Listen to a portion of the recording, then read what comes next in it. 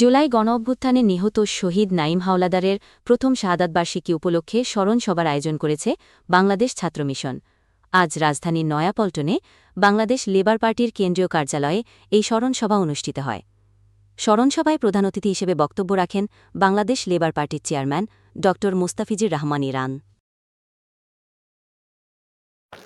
দীর্ঘ 17 বছর আওয়ামী ফ্যাসিবাদের পতনের জন্য যে ছাত্র সমাজ জীবন দিয়েছে, ছাত্র সমাজ রাজপথে রুখে দাঁড়িয়েছে, আজকে নাঈম হাওলাদার সেই জুলাই গণঅভ্যুত্থানের একটা প্রতীকে পরিণত হয়েছে। শুধুমাত্র নাঈম হাওলাদার নয়, প্রায় 2000 ছাত্র জনতার জীবনের মধ্য দিয়ে, তাদের আত্মত্যাগের মধ্য দিয়েই আমরা বিগত 5ই আগস্ট একটি নতুন বাংলাদেশ পেয়েছি।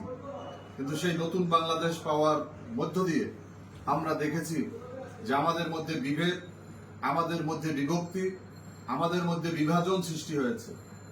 আজকে জাতীয়তাবাদী শক্তি, ধর্মীয় মূল্যবোধে বিশ্বাসী শক্তির মধ্যে আজকে যে বিভক্তি রেখা, এটা আমার মনে হয় যে বাংলাদেশের সেই গণতন্ত্র প্রতিষ্ঠার যে লড়াই, সেই লড়াইয়ের আমাদের যে শেষ সীমানা, একটা সুন্দর সুষ্ঠু এবং একটা গণতান্ত্রিক নির্বাচন, সেই নির্বাচনের পথে আমরা বিভিন্ন বাধা লক্ষ্য করেছি। আমরা দেখেছি যে আওয়ামী ফ্যাসিবাদ এখনো নির্মূল হয়নি। আমরা দেখেছি গোপালগঞ্জে কিভাবে তাদের বীজ দাঁত দিয়ে তারা কামড় দেওয়ার যত চেষ্টা করেছে। আমরা দেখেছি ঢাকা শহরে তারা কিভাবে গাড়িতে অগ্নিসংযোগ করছে। তারা নতুন করে প্রতিবাদ প্রতিরোধের মধ্য দিয়ে তারা আমাদেরকে জানান দিতে চায় যে তারা এখনো তাদের স্বমহিমায় তারা আছে।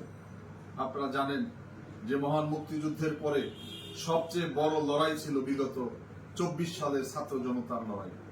এই লড়াইয়ে আমাদের যে আকাঙ্ক্ষা, আমাদের যে গণতন্ত্রের রূপান্তরের জন্য যে আমাদের লড়াই, সেই লড়াইকে আজকে বাধাগ্রস্ত করার জন্য আজকে দেশি বিদেশি চক্র আজকে জড়িত। পতিত স্বৈরাচার ভারতে গিয়ে আশ্রয় নিয়ে সেখান থেকে তারা কলকাঠি নাড়ছে। আর ভারত সরকার, আমরা দেখেছি প্রতিদিন পুশিং করা হচ্ছে, ভারতীয়দেরকে বাংলাদেশি বলে বাংলাদেশে ঠেলে দেওয়া হচ্ছে।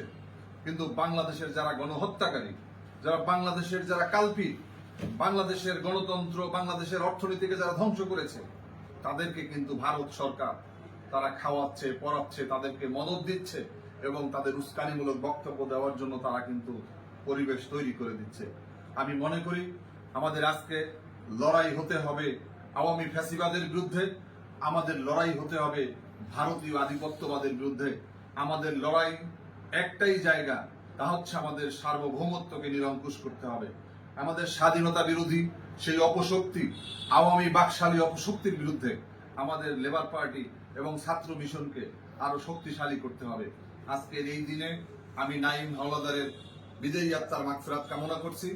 নাঈম হাওলাদার বাংলাদেশ ছাত্র মিশনের প্রথম শহীদ এবং নাঈম হাওলাদারের আত্মত্যাগের মধ্য দিয়ে ছাত্র মিশনকে আরো সুসংগঠিত করে এদেশের ছাত্র সমাজের ন্যায়সঙ্গত যে দাবি, ছাত্র সমাজের যে দীর্ঘ যে লড়াই সংগ্রাম, মহান ভাষা আন্দোলন থেকে শুরু করে 24-এর যে গণ অভ্যুত্থানে ছাত্ররা যে জীবন বাজি রেখে তারা তাদের যেই নিশানা তৈরি করেছে যে তারা কোনো অন্যায়কে মাথা পেতে নেবে না, তারা কোনো জুলুমকে তারা সহ্য করবে না, আজকে সেই চেতনাকে আমাদেরকে ধারণ করতে হবে।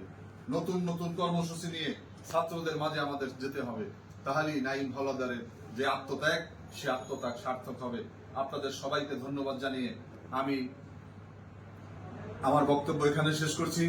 বাংলাদেশ জিন্দাবাদ, বাংলাদেশ লেবার পার্টি জিন্দাবাদ, বাংলাদেশ ছাত্র মিশন জিন্দাবাদ।